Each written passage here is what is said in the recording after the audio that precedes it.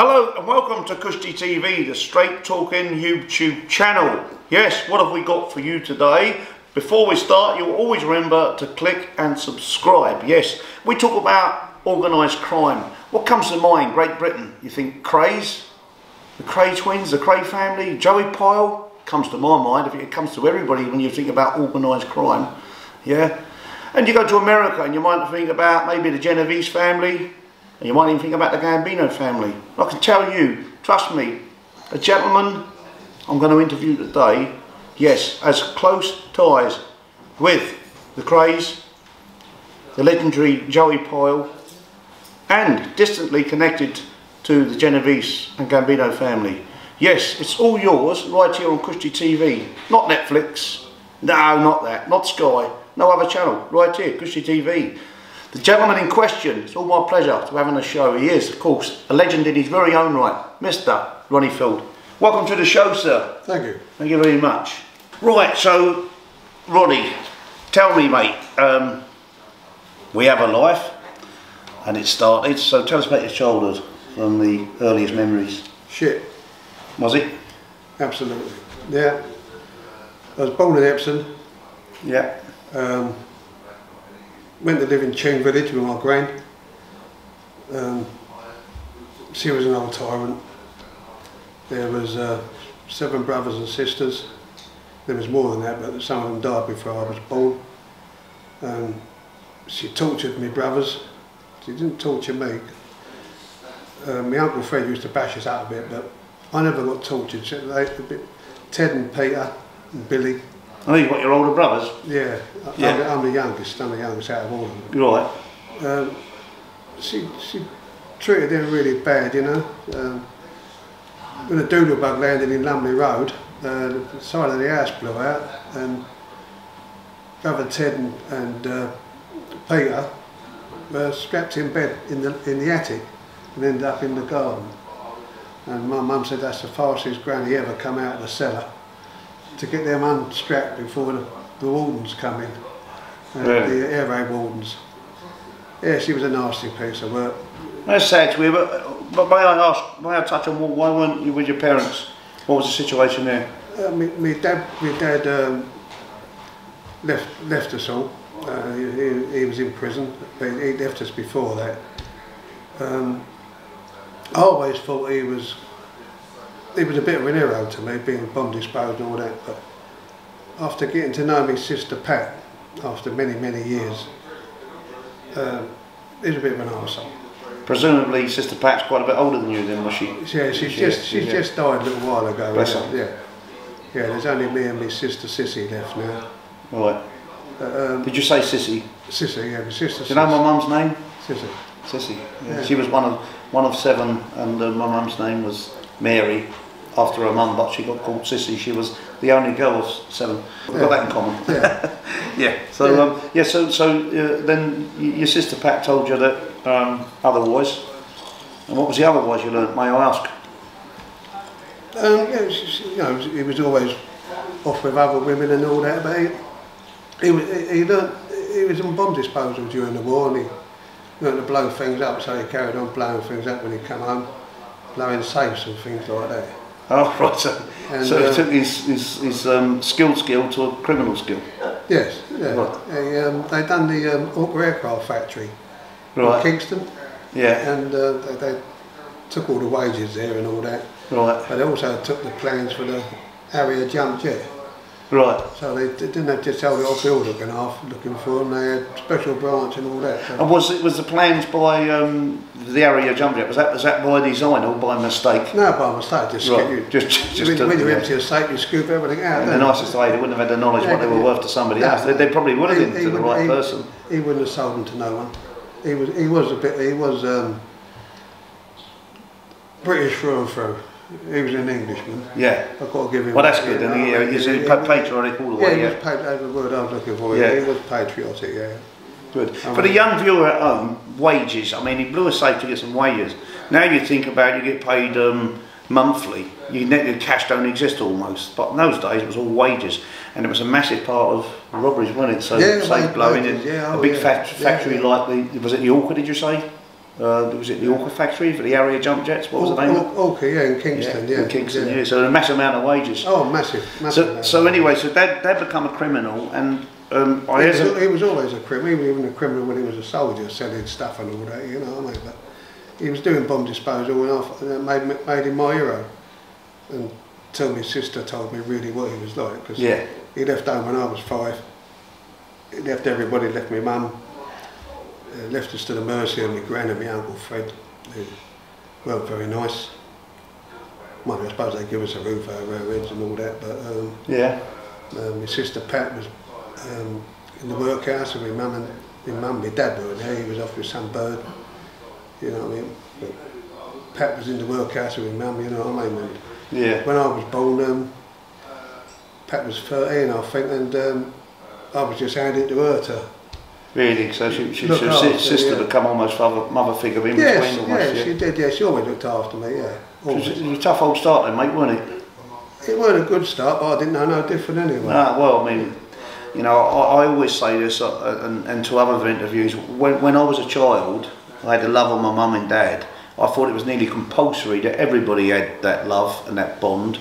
Because I was one of 6, baby for 8 years. I was the 4th one down. I was a baby for 8 years, and I thought it was compulsory that people would have mums and dads that loved them. But you sadly discover it's not always quite the case, is it? No, my mum loved us. She loved all of us, but she couldn't cope with my gran. No one could. I mean, I tried to strangle her once when I was a bit older.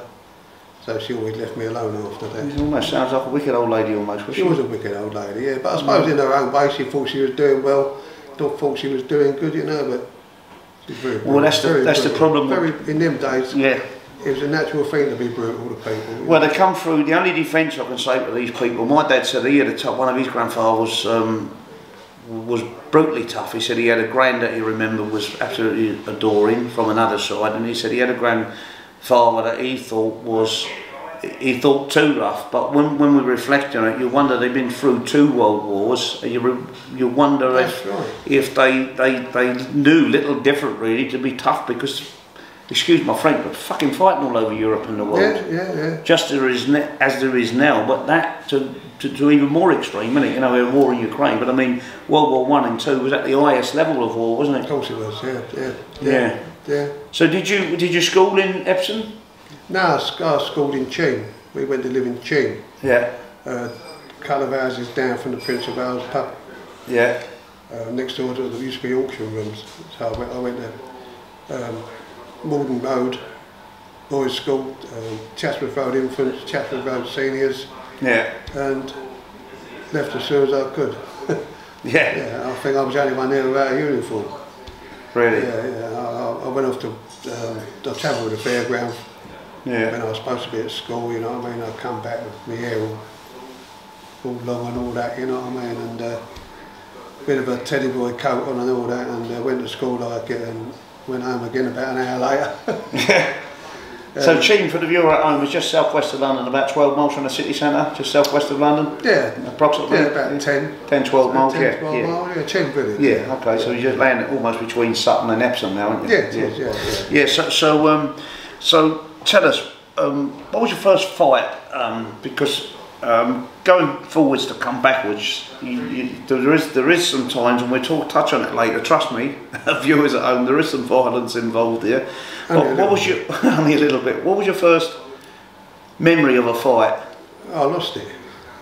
Oh, did you? Yeah, I'm not a stand-up. Which age were you at this stage? About 13 or something like that. But so you had to stand up straight, huh? Yeah, and I didn't. And you finished second? Yeah, I didn't. In the 2-horse race? That was the last one I ever had. That was the last one, was it? Last straightener. Yeah. Last straightener, yeah? Yeah, I thought that ain't no good. There's no point. Did you revenge your attack on this bloke, or was you happy just shaking his hand and just saying, oh, I'm going to learn otherwise?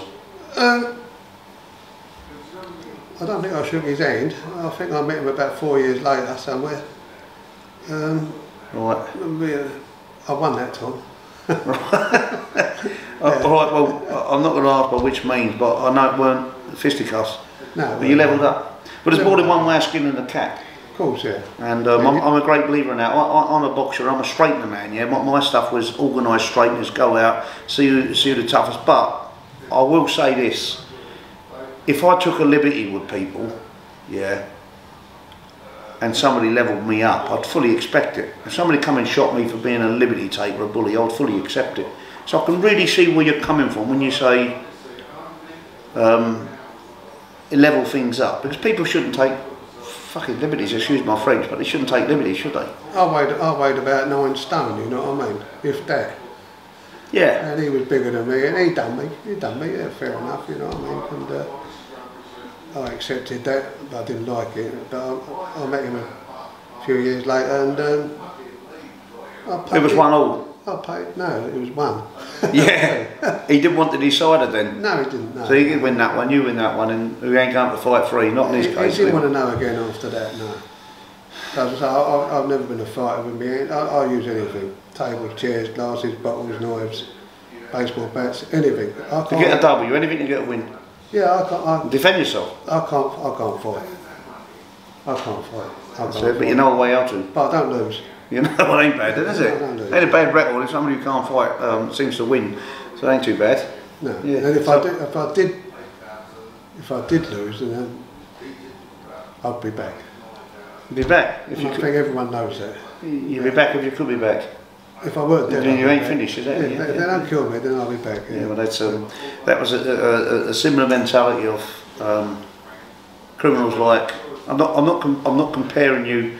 You're your own individual, but Frankie Fraser was a bit like that, I think, wasn't he? You're similar to yourself. Yeah, Frank was like that. Yeah, if you didn't do him, he'd be back, wouldn't he? Well, I've only been nicked 3 times, so I've got away with nearly everything. What was your first piece of crime? When I was young, I think a load of copper, I think. Oh yeah, I'm a scrap dealer. Yeah. So if we'd have been different areas, you could have been coming to me, couldn't you? Yeah. In the old days, we didn't need no identification, and we could pay you in cash. Yeah. Now in the scrap business, you know, not that I buy stolen scrap, because I don't. No, you wouldn't. But and I wouldn't now, because you've got to put an identification to it, and I've got to pay in electronic transfer. But back in the old days, joking aside, it was all. You could have if you had a bit of lead away or a bit of copper away. Dishonest. If you was dishonest, it was yours. Yeah. There was a scrappy waiting to take it. So that was your first crime. So did you ever have a job? Yeah, I worked. Yeah, I was a landscape gardener, tree feller. Yeah. I was a fencer. I was a good fencer. Yeah. I was a good tree feller and all. Right. But I didn't like the cold. I didn't like getting wet. And it's always dry on the bank. So you were seasonal, more seasonal. Yeah. And it wouldn't rain in a bank. No, it wouldn't, unless the sprinklers coming. So, what age did you become? You sort of lost all aspiration to be doing straight work, and you become a criminal. What sort of age were you? I suppose 16. 16. Yeah. Was there a time, because all criminals, no matter who you are, in the nicest way, somebody as big as yourself, you don't just get elevated there. There's a gradual process. So were you doing a bit of crime and work? I was doing petty things, but then I met Joe, and when we're saying Joe, are we meaning the legendary Joey Pyle? Joey Pyle, yeah. He took me under his wing, so to speak, and yeah. I was in a pub one day and he said to me,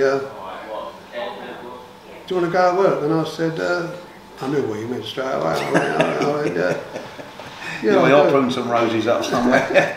Yeah, I said, yeah, I do, yeah. And I went and done something for him. I was very young. I think I must have been the youngest person doing this, and I got £6 grand for it, which was a lot of money when I was young, you know what I mean? And I went on from there, and I was with him ever since. Well, we're talking give or take, without revealing your age, we give or take, and correcting my maths, were around 60 years ago, so £6 grand's fortunes. Yeah, it was, yeah. You could probably walk down and bought one of these beautiful houses. But he didn't send me to clean someone's windows. No, exactly. Well, that'd be a well-played cleaning job. I'll be putting my application form in tomorrow if I thought we get. It was a sort of a cleaning job. Yeah, clean some money, clean something out by the sounds of it. Yeah. Here we go then. What we because we are going to reveal, no doubt, you again, going forward, coming back, there was no hiding. You were a blagger, and a blagger at home, for you audience don't know what a blagger is. Americans, it's basically an armed robber. Yeah, so you're off and out there as a career criminal, armed robber, and that's your main port of call. Is this your main source of criminality? That and violence, yeah. Yeah, I was a blagger, yeah, I suppose. Yeah, you're a blagger, and violence, all the violence to, you know, obviously, not violence for the fun of it, but criminal violence. Somebody needs levelling up. If I went to hurt someone, if I was asked to hurt someone, it'd only be one of like us. It wouldn't be a straight goer. It'd be another villain who got hurt. It wouldn't be. He's fouled the rules, so he's either not paid. He took a liberty. Yeah, he's either bullied or he's threatening to talk or something. One of the three, yeah. Yeah. So he's gonna get. It's called levelled up, isn't it? He needs levelling. It's called levelling, yeah. When you've got 6k in your pocket, I take it for a job, a bit of work. And the nicest way, I don't like swearing too much, but who the fuck wants to go and work for £3 an hour as a gardener when you just made 6k? So surely now £2.50 a week, £2.10 shillings a week. Well, £2.10 shillings. £2.50 pence. So there you go, £2.50 pence, old money. This is before decimalisation for you younger viewers. Shillings was almost equivalent. 10 bob was 50p, wasn't it? Equivalent. That's right, yeah. And £2.5 a week, and he's got 6k in one hit. So I'm assuming now, I'll stand corrected, but it's goodbye gardening and hello to the next bit of work. Yeah, I still potted about, but I didn't have a lot of interest in it. I started getting my suits made, my shirts made, my shoes made. I like to dress properly, you know what I mean? You wouldn't have went gardening and all that lovely Savile Row gear, would you? No, I wouldn't. No. I did buy a pair of jeans. So we're pretty much off there and out there, and you started this, and you don't get, you seriously. So of course you've been brushed with the law, you've been pulled in, you've been nicked, but you've done your first lot of porridge when you were like 40 years of age. Is that correct? Yeah, I think I was 40. Yeah, 1976, whatever that makes me. So you've had a good old run of, you've had a good clean sheet there for a while. You've been pulled in, no doubt, but you got your first. With the porridge that was a blag job over one of the airports, is that correct? No, that came later. No, that came later. I was it was on the wages office up in Leeds. Right. And that's a long way from London, isn't it? Well, we used to swap. Oh, did you? Yeah, they'd give us something and we'd give them something, and that's how it used to work in them days.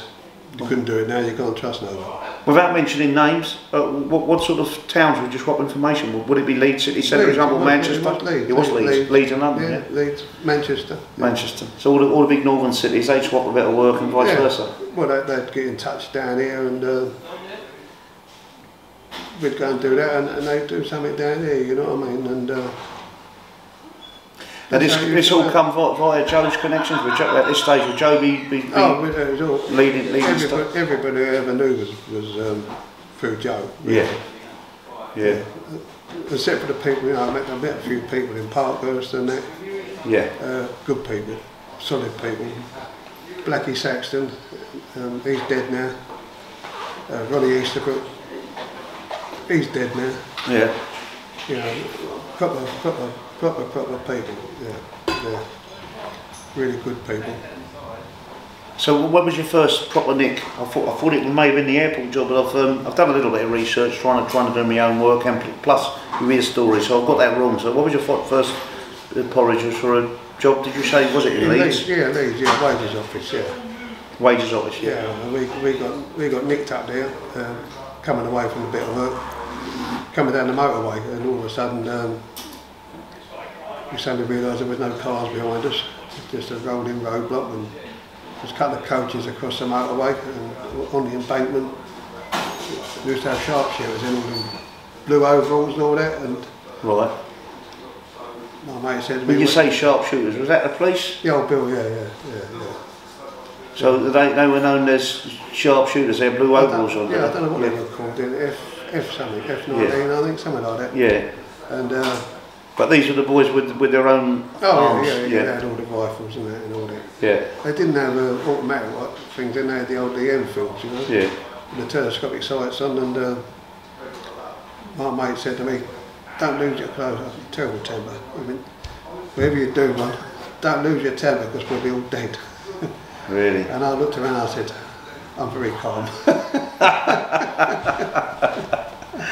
Yeah. So you can imagine that you've done a job. How far did you get down the motorway? Well, I'll tell you, it's a funny story. We come out a bit of work, it went a bit tense up, some people got shot on it. We changed over. When you say people got shot, Ron, was that people trying to be heroic? It was people got trying to stop you? Yeah, got in the way of a bit of work. It was occupational hazard, do they call it? Yeah. Yeah, I blew an hole through a door. Yeah. Which was supposed to be a big fire door, but it wasn't. It was only one of them egg box doors, which caught a few people. You know what I mean? And, yeah. We left there. We come out of there as people running at us with spanners and all that, and we excuse my language, we fucked them off, you know. Yeah. Got rid of them and changed cars 3 times, and was coming down the M1. We changed our plan, we should have done, but we did. Right. Because it had come on top, but should have stuck to what we said. So we're coming down the motorway, and a little boy had seen us, little boy delivering meat with his mother, and said, "Don't they look like bank robbers?" What was a bank robber look like? Yeah. I mean, we took overalls off me, I think I was like this, booted and suited, you know what I mean? And I suppose I might look like more like a banker than a bank robber. Yeah, and he took the number of the car, as your tailor told him to. Yeah, keep them peeled. Yeah, and they called us, and ended up in... Do you reckon they've looked down the M1 going safe for the mere fact that London accents have come out? Yeah, probably, yeah. Yeah, when you look at, get on the back road, instead of the normal bit. Yeah. So, you know, they you know, I mean, they're sharp enough when the top end police to recognise something like that, and obviously, looking back on it. People always think the old Bill's stupid, but they ain't. No, that's what I'm saying. They ain't stupid. When you're talking about old Bill at that level. We like to think they are, but they ain't. They ain't. Yeah, when you're talking about in the nicest way, localised police, but you know, when they go this serious crime squad, they ain't no fools, are they, mate? No. It's a game of cat and mouse. Sometimes you win, sometimes they win, eh? That's right. Yeah. So how many of you got nicked on that job? 4 of us. 4, yeah. Yeah. And Terry Mundy, he's dead now. Pat Sweeney, he's dead now. Clive was a driver, I don't know if he's still alive or not. And me. So when it said keep calm, you knew it was game up, and little defence in court. Did you go guilty? Is it something you ever done go guilty, or was it easier to? You completely to rights with it? I shot the people, so I said I'd go guilty, and I done it. So you take there was no defence. No point in all going down. Yeah. For shooting people. So it was a bad day at work, all the way around, unintentional injuries, and what did you get with that? 12. 12. And 4 10s and 8. A few odds and so 6 and a 9, but 12 really, you know what I mean? Yeah. That's what did you serve out of that 12? Nearly all of it, I think. Was it a different system? Is it half now on good behaviour or now? It's half now, it's 2/3 then. Is it 2/3 then? So it was a 9-year stretch more or less then, give or take? Or a bit more, was it? A little bit more, yeah. I went to Parkhurst and 10 years, yeah. I ended up there about 2 o'clock in the morning, and as I walked in, the screw said to me, "You must be someone important." I said, "Why's that, Governor?" He said, "There's some people waiting to meet you. You're on a reg." Oh, right. Yeah, waiting. Yeah. They'd let them out themselves at 2 o'clock in the morning. Really? So the influence they had then, and we're talking about 1976 then, was it you said? 90, that was about, I don't know what year that was in, about 78, something like that. Yeah, because of course you got your trial and remand. So they're probably about best part of 8-9 years into their sentence. Joe told them I was coming, you know what I mean, so they arranged to meet me, they'd give me a big box of sugar, tea bags, tobacco, biscuits, chocolate. Great treats in prison though, aren't they? Oh. I mean, out here we just go to the shop and get them and take them for granted, but when all your liberties, all your rights are taken away. They had everything, and I was mates with them from that day. I also ended up visiting Ronnie in Broadmoor. I was in Maidstone with Reg. Yeah. Still on the same sentence, I think. I think I was, yeah. And used to go and see Ronnie in Broadmoor. It used to terrify the life out of me. Was he a menacing bloke in Prestonton? It's just the way he talked and looked at you. Really? Yeah. Give us an example, could you? Well, he used to just sit there and he'd sit there like that and he'd be talking away and his feet would go like that and he'd say, I've got to go now, gentlemen, I've got to go now. Because he was going to go. He was going to... Really? And he didn't really want to hurt you. Upset his mates, but something was wrong there. But he just used to go and... Ticking time bomb, was he? All the time. Really? All the time. I have heard stories like that, but was Reggie was not, he was a bit more level-headed, was he? Reggie was calmer, but some people always said that the most dangerous one was Reggie. Because with Ronnie you knew, with Reggie you didn't. Reggie would sneak up and stab you in the back or whatever. You know, so you could see a warning sign maybe with Ronnie, you could see him maybe getting agitated or losing it. But with Reggie he'd do it and when as in when you maybe not expecting it. Reggie would be talking to you about it all the while he was planning to do you know what I mean? Ronnie would just come straight at you and tell you, you know what I mean? Yeah, but it's a menacing bloke, yeah. Very frightening. Anyone who says they weren't scared of him is a liar. Yeah. Well, see, it's easy for anybody to say now. No, I wouldn't be scared, but I mean, we're taking it from a man who's gone out on a daily basis, putting his liberty on the line. A man that's never had hardly a straight fight in his life. That's always fought with weapons. Yeah, and won. And there's a man telling you that he was a menacing bloke. So I think that's worth keeping in the legend, isn't it? Really, when you think about it, you get those reputations. Reputations such big as Ronnie Krays don't come by mistake. It's normally by this, if not by design, by what's happened. No, people like Freddie Foreman and that. I mean, he knew him probably better than anybody. They always said you couldn't trust them, not business-wise, but you couldn't trust how they could turn just a drop of an act. You know what I mean? Yeah. And Fred's no idiot. You don't get a name like Brown Bread Fred by the mistake either. He didn't like that name. He didn't like it. Sorry, Fred. He didn't. Sorry, like Fred. You take that back. I'll call you Mr. Foreman when I see you. Yeah. Ronnie, you done your first bit of porridge. You said you'd done the best part of it was 2/3. Then, no doubt. Was there anything where there was a little bit of misbehaviour inside, but you get a bit of additional time to that? Was there? I was always. There was a riot in Parkhurst and that was a bit nasty because there was only 198 of us in Parkhurst, 800 cells, 198. So what happened to all the empty rooms? They rent them out? I mean, I'd have a cell. There was a geezer they put me next door to a geezer called Brian. I won't say his last name because he's probably still in there. But he'd already done God knows how many years. But he took to me and I used to go weightlifting with him and he was one muscly, he was one good weightlifter and he kept himself to himself. He killed a geezer with an axe. But all the faces steered clear of him because he weren't no fool, you know what I mean? Well, he was a dangerous man. There's more weight than anybody else in the prison gym, and you've killed somebody with an axe. You ain't going to treat him. I think he needs a bit of room. He could push some weight anyway. Bench press, which was my favourite thing, bench pressing. I was very good at that. Yeah. But I used to have a barrel chest. All I've got is a saggy chest now. A saggy chest and a saggy belly. It's a good way to do your time, I suppose. The regime training. In Parkhurst, I used to go to the gym with Billy. I don't know if he's still else, I won't say his last name, but he was a friend of Ronnie Knight and that, and used to go with him. he was a good weightlifter and all. And we used to, you know, you do help each other with the weights and all that, you know, spot them and all that, you know what I mean. And, I got quite big myself, but nothing like them. I mean, Brian was so, he had muscles on top of muscles. He wasn't a bully, he hated bullies.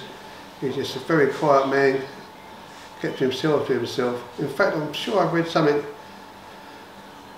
a couple of years ago about him, that he was coming up for a release, so he must have done 30 odd years now, I think, maybe more. But he's done a hell of a lot of time, you know, and he, very quiet man. He used to do a little bit of cooking downstairs, because downstairs in Park there used to be a stove, and you could warm a few things up, and he used to just do me like a little bit of Chinese, you know, greens and rice and a bit of onion in it. And sounds like a good old boy to be a mate with. I mean, he's a strong man, he's a dangerous man, he's an uninterfering man, he can cook. He seems like a bad old boy to do a bit of porridge with. I just do a bit of cooking myself, you know what I mean? Did you? Pilchard curry. Yeah? Pilchard curry, yeah? Pilchard curry, yeah. Spaghetti bolognese. Yeah? A bottle of tomato sauce. Yeah? You'll make the best of what you've had. Yeah, that's right. It's called adapting and surviving, isn't it? Yeah? We used to chip in. Yeah? When I got to Maidstone, I met Sid and his boy Paul, and Sid died. Cyanide Sid, he was a very angry man, but he was a lovely fellow, him and his What do they call him, Cyanide Sid? He was very dangerous. Oh right. He was a lovely man, and his boy Paul. In fact, I was in touch with him until a little while back, and I don't know what's happened. I don't know whether he's dead or he's banged up or something, because all of a sudden I stopped getting Christmas cards and that. Because I sent him a Christmas card to his address, and they passed it on to him, and he told me his dad had died, you know what I mean? Yeah. And then we arranged to meet, but the meeting never happened. So, and I've had people, I've asked Dave Courtney and that to look for him over Thamesmead, but is that way, southeast? Yeah. No one knows where he is. Just going so back. If you're looking at this, Paul, get in touch with me. There we go, Paul. So tune into Cushy TV, or tell somebody, and someone get in touch with the governor himself. Just going back, Parkhurst, you said there was 800 cells, 198 prisoners, so it's 4 for 1 cells. Was that for the severity of how tough criminals were? They had to have. They wouldn't put too many people in there. We had a few tear-ups. There's a lot of IRA there. And, you know, in fact, there must have been about 40 IRA there. The rest was mostly robbers. One murderer. One person nicked for murder. There was a lot of murderers there, but only one person doing a sentence for murder. And there were some dangerous people there. There was a couple of idiots there with just bullies. Yeah. I got a clump off of one of them, and as I was going on a visit, which was should never give someone a clump when they're going on a visit, you know. And see the error of his ways. Later day. Yeah, lesson taught by the sounds of it. Yeah, I was just going. Tell me, Saint Ronnie, you're being a patriotic man. I can see your English flag there, which I mean rightly, because you're from England and Britain, respectively. Well, I say always fill out my form.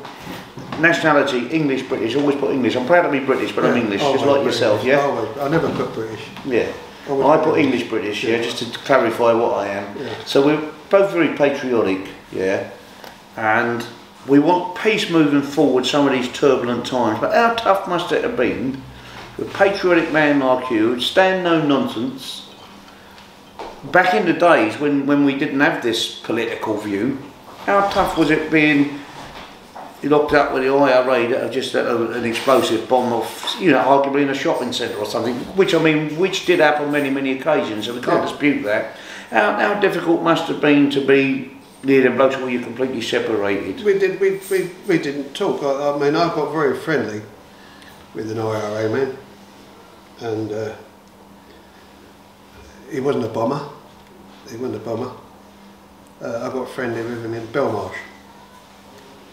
In fact, I heard the helicopter come in, so I knew someone new was. I thought it was Joe coming in, but it was someone new coming in, and he all come in, you know, and heard the cell door opposite me open, and a few minutes later slammed shut. And then it opened again, and I was just sitting on my bed. Then my door opened, and I thought, what have I done now? Excuse me. And by the way, cheers. Yeah, cheers. It's nice to have a little tipple while we have a chat. Yeah, of course. So, I've mainly got the gentleman's privilege of his company. I've also going to have a little tipple. It ain't too bad, is it? No. Yeah. So this helicopter comes in. Yeah, helicopter just comes in. Someone goes in the cell opposite me. There was only about 12 cells to a spur, 4 cells to the unit, 4 cells to the unit. As our landing was the only one occupied, each landing separate building. And they opened me up and they said, "Do you want a shower?" So I said, unusual, you know what I mean? I went, "Yeah, I'll shower." And as soon as they said one, I'd always go, you know, 3 times a day if I could. Yeah. And they said, "Child killer just come in." I went, "Yeah." Yeah. And they said, "You're having a shower?" I went, "Oh yeah." Nonces don't go in the unit. Right. So I knew. Yeah. I knew he wasn't a nonce. Yeah. So I said, "Oh yeah." So explain to me. I've done a couple of bits of porridge on remand, short bits, and thankfully I'm happy with that. So what's the difference? I thought something like a child killer or a nonce would be what they call Rule 43 or something. Is that 43 wing? They're going. Which is a separate wing for themselves. What is a unit? What does that mean exactly? The unit is a special. It was a special built prison in the corner, in Right. the corner of Belmarsh Prison, and the IRA. I was in Brixton unit, and the IRA escaped from there. And there was one either side of me and another one a little bit further down, but they shot their way out. So over the next couple of days, they was coming in, interviewing us, and they said, "See if we knew anything," and no one knows anything. And then they shipped me out to Belmarsh, and I was the very first man into Belmarsh unit. They were still sweeping up the wood chippings on the floor from doing the locks and all that, you know what I mean? And that was very oppressive. You was locked up 23 and a half hours a day. You had nothing. Then all the rest of my firm, but our firm, not my firm, the rest of us sort of come there from Brixton. Then another a Greek Cypriot firm come, right good people. They all come and we started getting a bit organised. So we started having a few rucks. All we wanted was some hot water, make a cup of tea. Yeah. We wanted hot food. There was a beautiful kitchen in there, which was never used. The food used to come over from the main wing. By the time it got to us, because everything was always cold. So we had a tear up, got a kettle for some hot water, and then we had another tear up to get a toaster, so we could have a bit of toast. I know it seems silly, a bit of toast, but we had a bit of, so we could have a cup of tea and a bit of toast, a bang up. I mean, we was in ourselves most of the time, you know, and so we ended up getting a toaster, we ended up getting a kettle, not a kettle, hot water outside. You couldn't have a kettle in yourself. I think they got them now, but so they open you up one at a time, go out and get a jug of hot water. And they used to stand quite a way away from you because hot water is very... Yeah. Yeah, so they... Worse with sugar apparently. Yeah, but you couldn't get no sugar in it because you've done it. One of the old tricks. Yeah, that's the old trick. That's for doing nonces and grasses, yeah. And we got that, and then they started. We had a right tear up one day, and I ended up looking after the governor, deputy governor, whatever he was, and we ended up getting. They opened the kitchen up, and we had our own chef over there. Food was hot then, you know what I mean? Yeah. So all the things what these terrorists and that are getting now is what we done extra bird for, and yeah. Chokey time for. We got all that, and now they're stamping your feet, making a noise. Yeah, making it. We're having a tear up with the screws. Yeah. There was all big screws in that unit. Yeah. And some of there was 2 women screws in there, and I don't know. Well, I had a couple of heart attacks in there. Which prison are we in here? We're in a London prison, Belmarsh, yeah. Belmarsh unit, yeah. I had a couple of heart attacks there. And when they took me out, they kept me hanging about in the gate in the ambulance. I was unconscious. But there was this woman at the school told me, she said, they was hoping you'd die before you got to the hospital. So that's why they kept them hanging about in between the gates, because there's so many gates to go through from the unit and all that. And but I got to the This is a disrespect that they've had for you over the years, because you've they didn't like me. I don't like them, so it makes no difference, does it? But I got wind somewhere, and I'll stand corrected here, but I might be wrong when I'm doing my research. Didn't you assault a prison officer or a governor, and a riot broke out? Didn't a riot broke out and they wanted to be with you or something? Is that, have I got that right?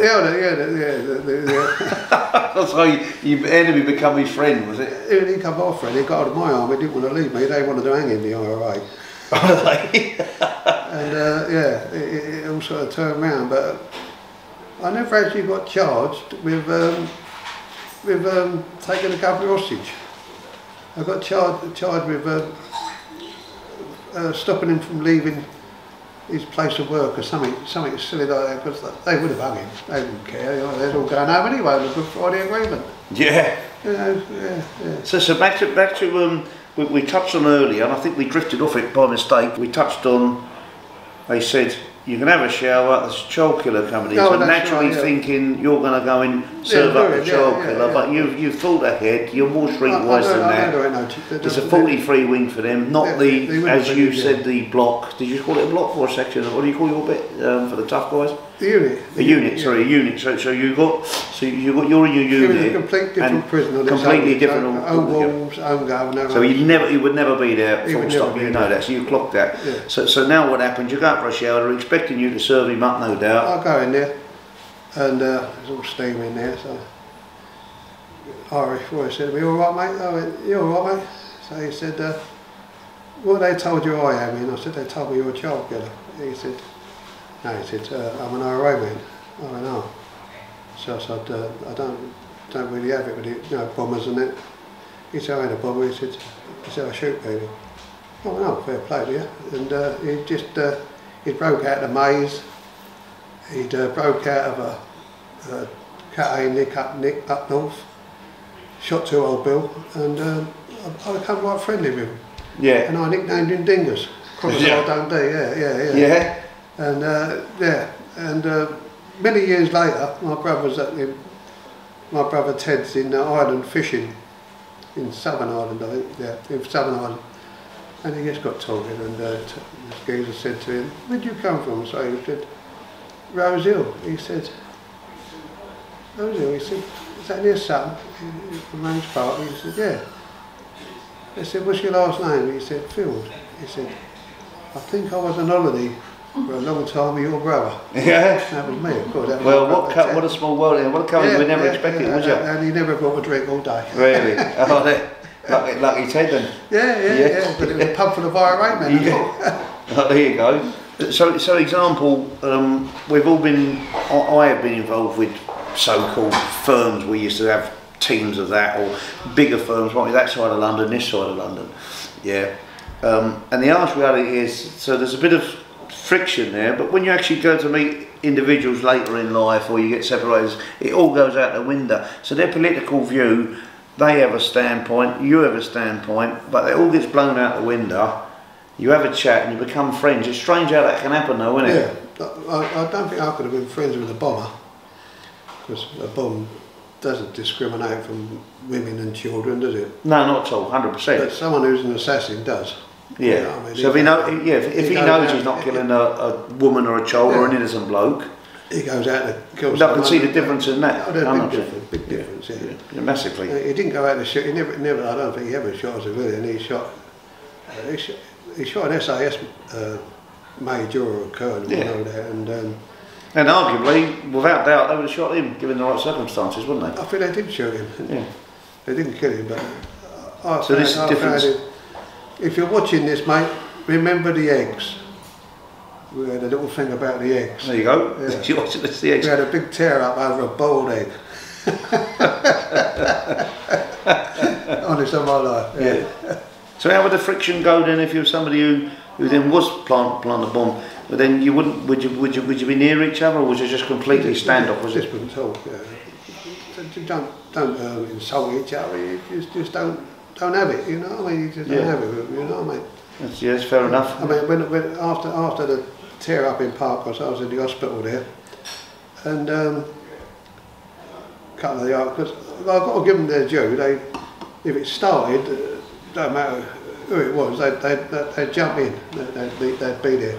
Yeah. You know, they'd jump in and never tear up with the screws. So if it kicked off in a riot situation, they'd be with the prisoners, not with. Without a doubt, without a doubt. God, they were very staunch like that. Yeah. I just couldn't accept blowing up kids and that, you know what I mean? Well, thank God it's gone now, exactly. You know, whatever happened 800, 700, thousands of years, hundreds of years ago, it's not here and now. Thank God we've gone past that. We can't, I think our great Queen actually said recently, fairly recently, when she went in and shook the hands of one of the Sinn Féin leaders, I think it might have been Jerry Adams, was it? I'm still alive. Was it Jerry Adams? I think it's one of them, or both, yeah. But she was in the Sinn Féin, Jerry Adams in, Yeah, she said... and they shook hands, and she actually said, we can't change the past, but we can build a future. Yeah. And I think that's nice to see on that note moving forward, isn't it? Yeah. She said to him, how are you? And he said to her, how are you? And she said, I'm still alive. Yeah. Yeah, there you are. They killed Mountbatten, didn't they? Yeah, exactly.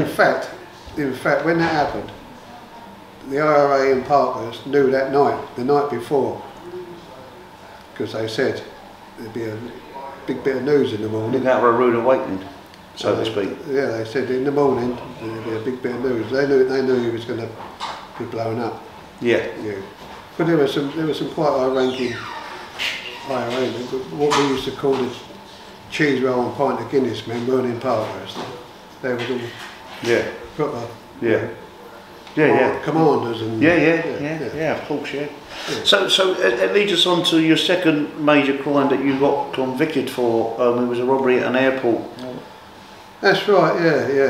That came on top, and in fact, I was pulling out of it, and Johnny Folder said to me, "Would you carry on taking us down to Gatwick?" So I said, "I've run you down." I said, "But it's gone on too long. I don't want nothing to do with it." And he said, "Well, just run me down, and he said, I'll give you a drink when it goes down." I said, "Yeah, all right." So anyway, ran him down one morning, and what we didn't know, it was all on top anyway. They bugged all the rooms, they bugged the cars and everything. No, the getaway cars. And so there's a Gatwick Airport job, yeah. Yeah, £10 million. They tried to nick him with £10 million worth of gold. Yeah. But it was £10 million worth of diamonds. I thought we were going to get £10 million worth of gold in the car. Yeah, in the car, a lot of gold. It was £10 million worth of diamonds, yeah. And that came on top.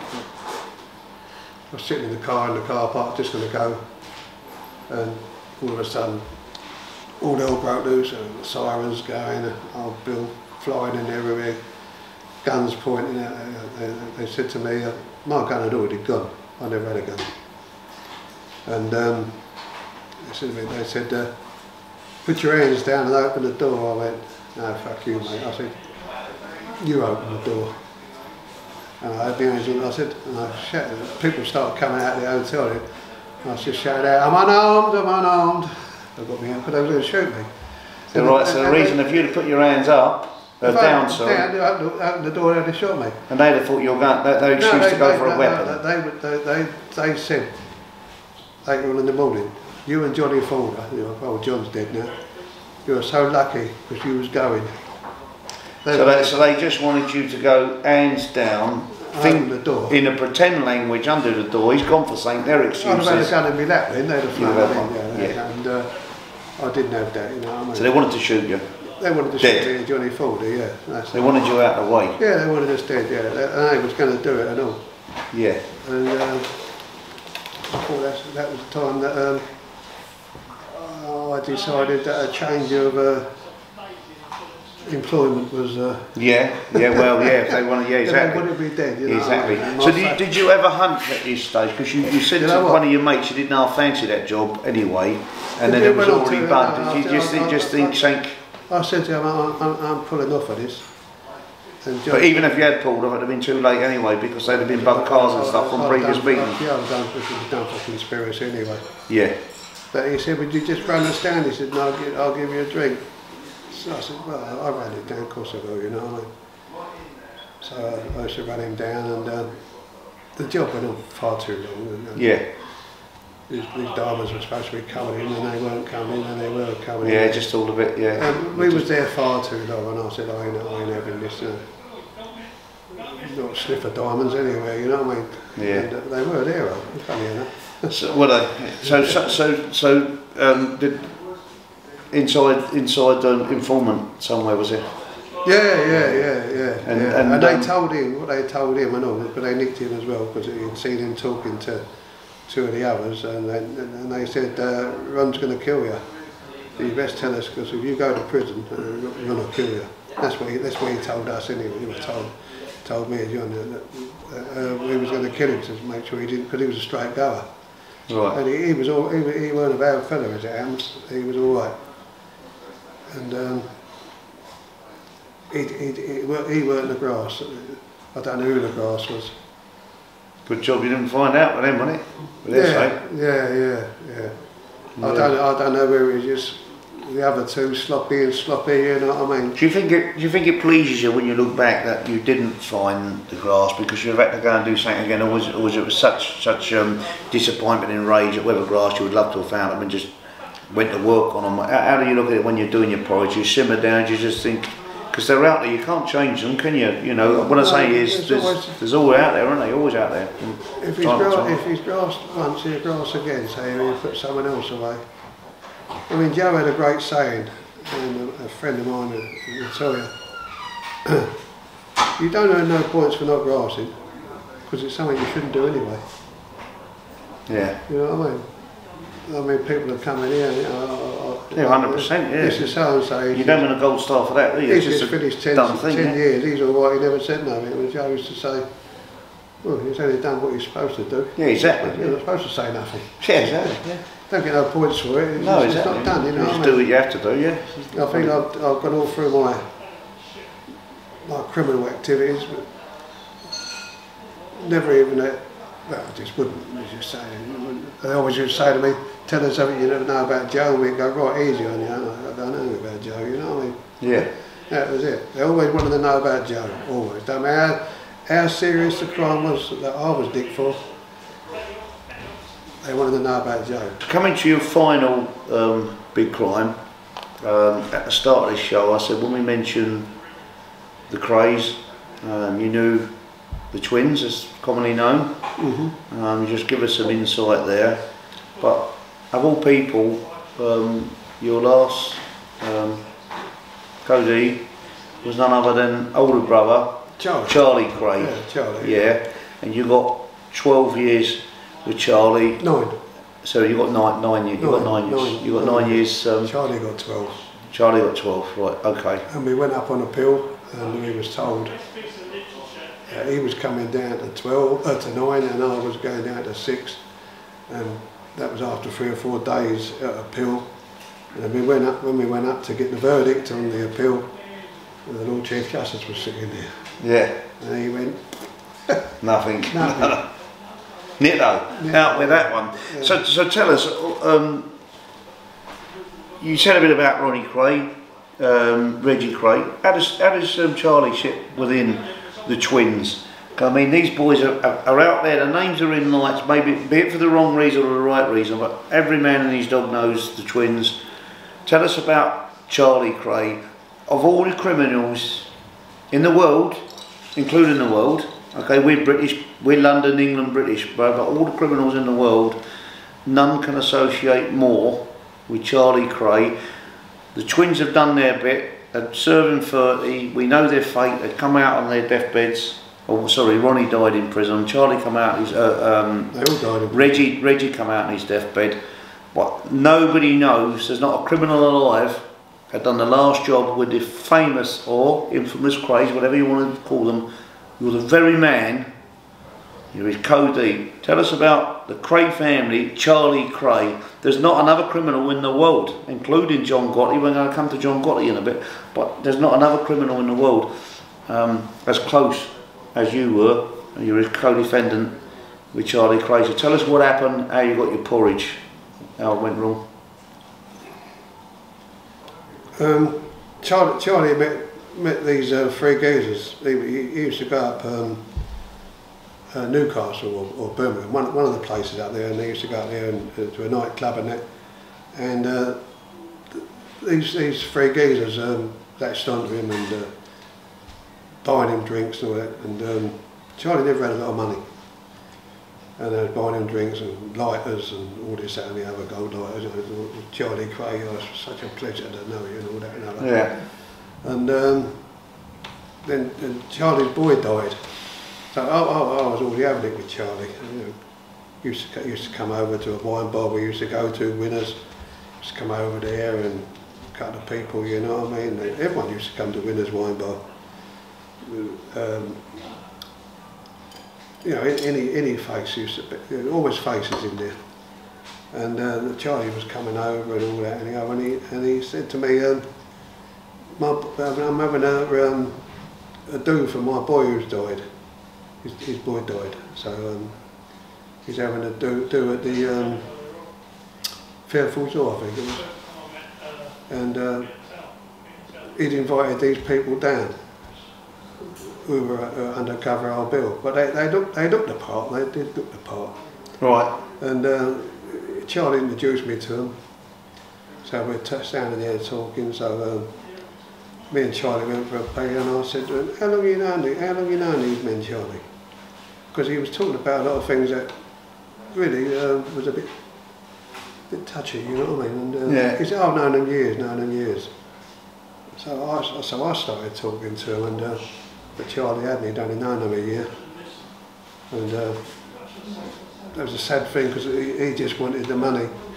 He hadn't really thought about, because they bought him a lighter and a music centre for his birthday and they flew us up to.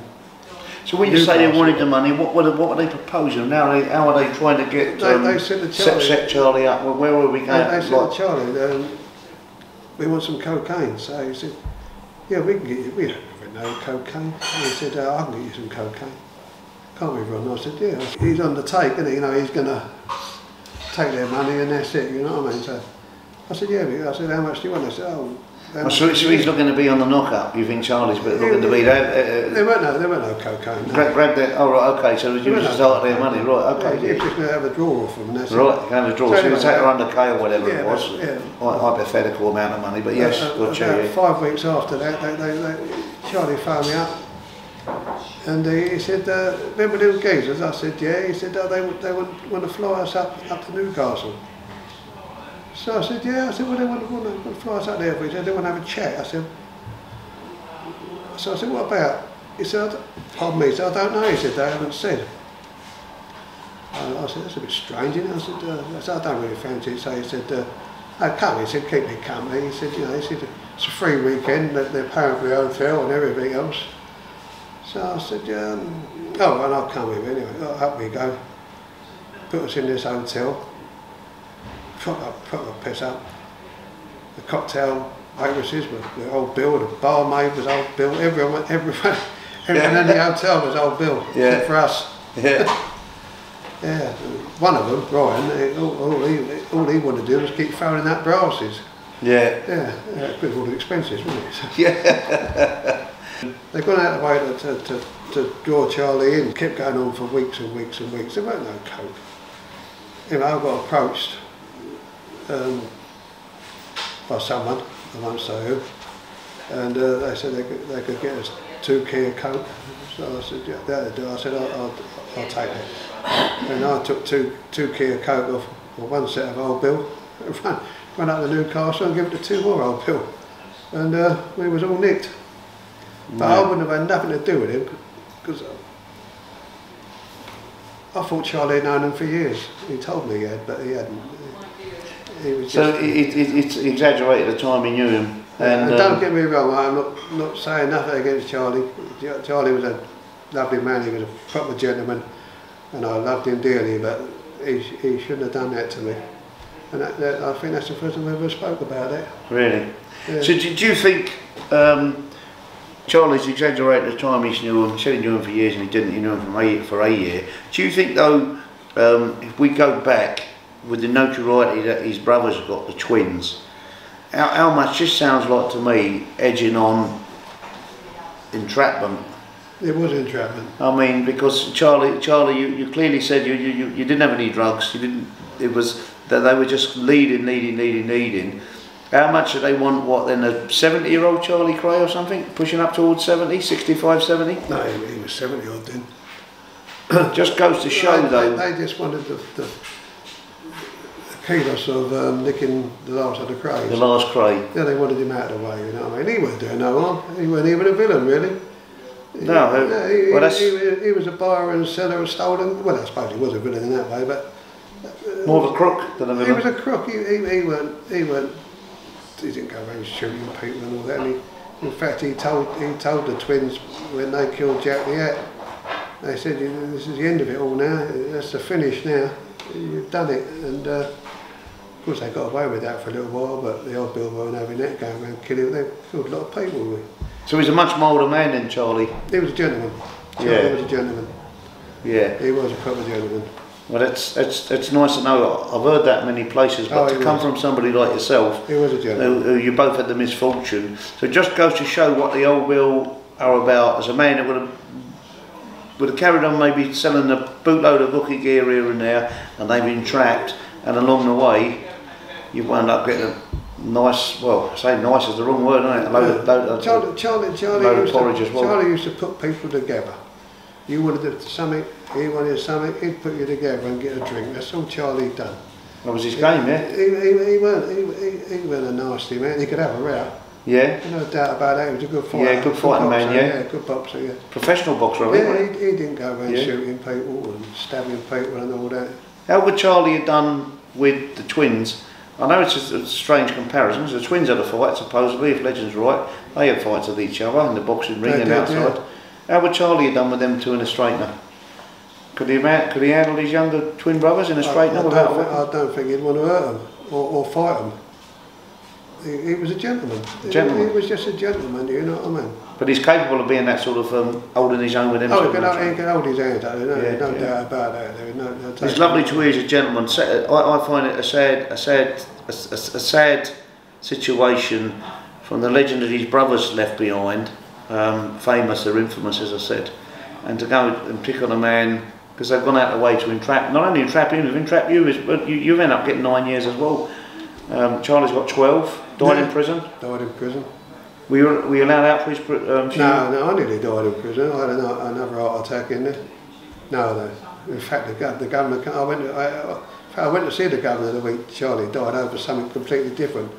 When they took me into the office, he said, "Before you ask, you're not going." I went, "I'm not coming today." It was something completely different, you know what I mean? And because he was the governor that I grabbed hold of in the unit, and he was now in charge of this Nick. Oh, right. So yeah, you beat my mate again, that's another right, yeah. Yeah, and he moved me about 3 weeks later, because he wasn't there when I got there, he was on holiday. Unbelievable. As soon as he came back, he seen me. Unbelievable. So would you see these prison governors and places you move around? They move Nicks as well as you sometimes. Yeah. I got quite friendly. Yeah, I can say friendly. With Deputy Governor Tony, his name was. I won't say his last name because he might be doing quite well now. But he was a gentleman. You know, I mean, some people you could take what they said and you knew it was true. And other ones. I suppose it's a people skill, isn't it? If you bond with somebody, you bond with them. Yeah. Mind you, he's the one who sent me to Belmarsh, I think, from Brixton. But I always found Tony all right. Yeah. When you've walked the walk, talked the talk, you've had the proceeds, the glory side of it, and you've done the porridge on the other side of it. No glory in porridge. No. No, there's no glory in porridge, but you've had the nice whistles, the nice cars, the bank rolls. You've had your times. Done me time. Do you meet? Do you meet many sort of what's the word? These people come out and try to impress. You can see through them. You're a proper old school gangster villain. Do you sometimes come across people that? Yeah. I don't think I'm a gangster. I was a blagger. I was an armed robber. Is there a difference? I suppose not. Yeah, this geezer, he used to. Joe used to have him up singing opera and all this, that and the other. Toby, his name was, still is, complete arsehole. Lives in a fantasy world of Colombian drug lords and consigliere and all that. He tells everyone he's a consigliere, and he told people on telly, he said, I don't know how he ever gets on there because a lot of people put him on shows like this one. He said that he tried to get back from holiday to represent Charlie Krays at his trial. You know, why would Charlie have a complete arsehole, was not even a solicitor, representing him at his trial, you know? He was just, and he still is a complete fantasist. So you come across these people try to impress, but you can quickly see. You've only got to look at him, you've only got to listen to him. He wears MBE badges, he wears Knight Templars, fucking things. He ain't nothing, he's just a complete idiot. I don't know how he gets away with it. He only lives round the corner and all. Oh, right, I see him. So tell me, I was at a funeral. That's where that's what he does. He's still got the same cigar that he takes to every funeral. It's about that long. I never smoked it. He lights it once when the cameras It's stop. lasted him 8 years. And that'll be at the next funeral. Yeah. The next funeral, whoever's funeral it is, that cigar will be there. I don't think he even smokes, to tell the truth. But I was at a funeral once. I'd never seen more people at a funeral, and I've had some big family funerals, and I've seen the Krays funeral on television, but I estimated at least 3,000 people there, and that was the funeral of the legendary close friend of yours, Joey Pyle, and you were so close that you were pallbearer at his funeral. I was pallbearer, yeah. And Joey was so big. He died as well. Was you? Yes, I was, yeah. So proper close. I mean, that's it says it all. I think that's when he died there with him, the pallbearer at his funeral. Now it was a massive funeral, circling ahead. I remember it was a police helicopter just to let them know, to say, well, you know, we're here right to the end. It's a game of cat and mouse. It's a game. They was in around the graveside. It's a game you played, game they played. There were even, I stand corrected, but I'm fairly sure, I've been informed, there was 2 members of New York mafia families there. I think the Gambino and the Genovese family. There was 2 members there, yeah. I mean, that's unbelievable. When we think about maybe arguably you Americans or people outside the world fascinated by the Krays, we're probably, as English people, equally as fascinated by maybe the mob, equally. Yeah. But it just goes to show the power, your close great friend there, Joey Pyle, that the Genovese and Gambino families come over, and there was even a message once from the man himself, John Gotti. Tell us a little bit about that story. Yeah, we was in the unit, and Joe was going to get his hot water for the night, you know, make a cup of tea in it. On my door. Who that? It's me, Rob. Oh, right, Joe. He went, because you used to get your letters any time of the day, you know, whenever they decided to give them to you. Yeah. He said, I've just got a card, wishing me all the best. Oh, well, that's nice. I went, who's that from, Joe? He went, John Gotti. Really? He went, I fucking needed that. Because they photostat everything, don't they? Yeah. So that led to the prosecution, and that John Gotti had been in touch with Joey Pyle. Yeah. Amazing. It is amazing. Absolutely amazing. But the power. How would you rank? You met the twins. You knew the twins. I think you told Ronnie Kray on no uncertain terms when he gave you your gift. What was it? But you did joke about it. You went to visit Ronnie Kray, And he gave me his bracelet. And Joe was sitting there and he went, your name's Ronald, isn't it? So I said, yeah, he took this bracelet off and he went, there. I went, you sure? Because you had to be very careful how you answered him, or you know, if I'd have blanked him, he'd have probably gone up in the air. Yeah. But I said, we're only friends, Ronnie. He went, and he had that very scary smile of his. He went, yeah. He took it with a smile, did he? Yeah, he done it with a smile, but even his smile was scary. And so, then Katie, a little while back, at my daughter's wedding, she gave me Ronnie's cufflinks.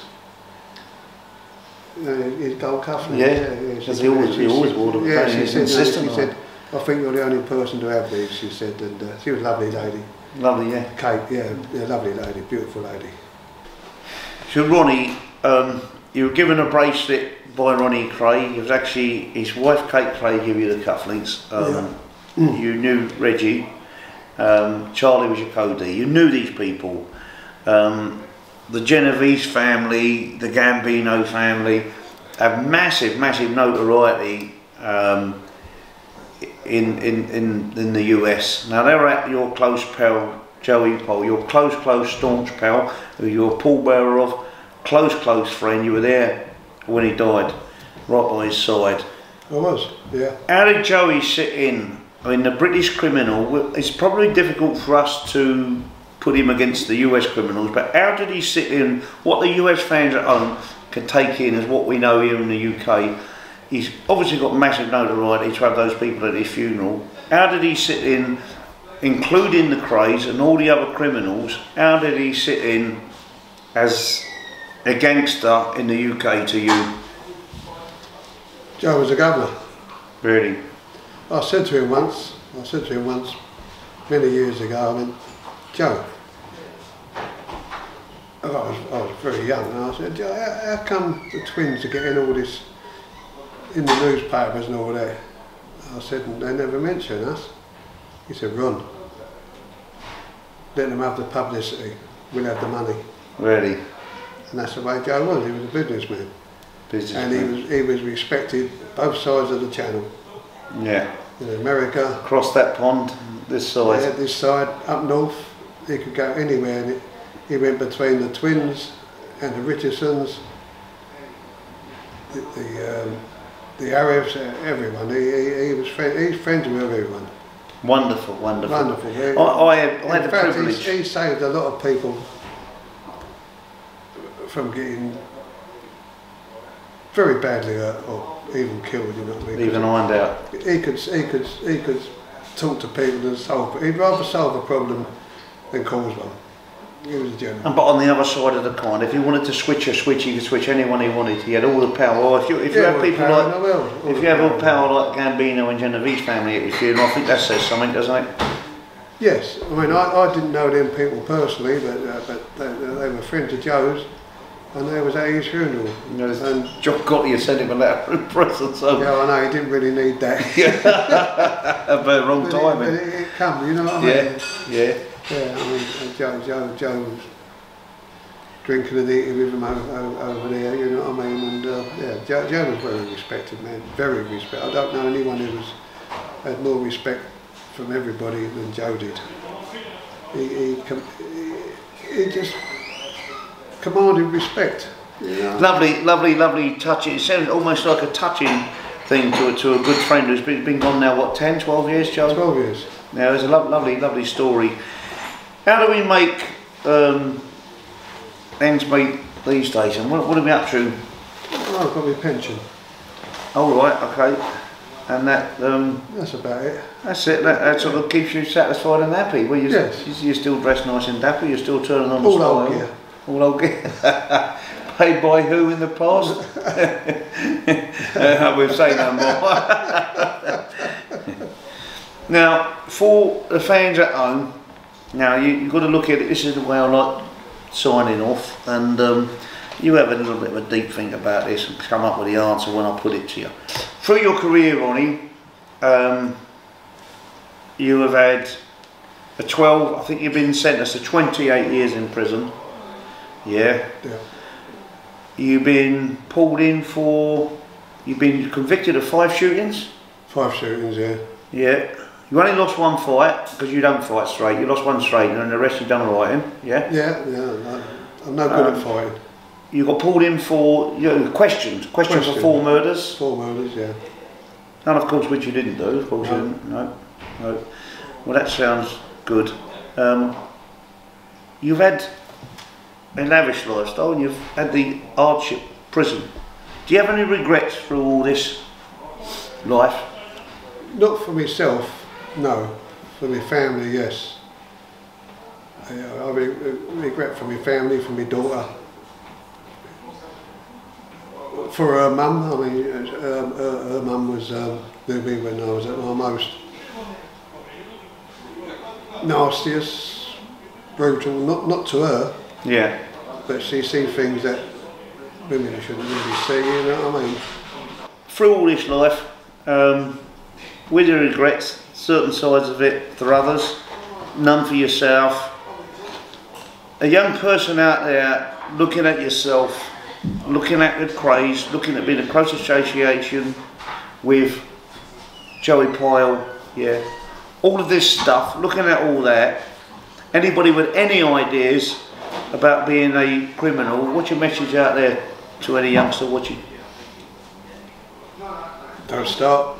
Don't start. Don't start. As Joe used to say, the money's good, the hours are short, the holidays are long. There you go. Do you hear that? And I think that's great advice. Today, all yours, yeah, and absolutely all my pleasure here in the southwest part of London. Yes, the legendary, the one and only. It's been a real privilege. My 100th video of the show, of course it is a legendary one and only Mr. Ronnie Field. Thank you very much, sir. Thank you. Thank you. Shall we have another one? Of course. Or 2? 3. Thank you. Well, let's raise a glass to the boys out there, yeah? All those who are banged up. Crime don't, all those are banged up. Crime don't pay, but we do pay for our drinks these days. We pay for our own. Thanks for tuning in. Remember, click subscribe, Christy TV.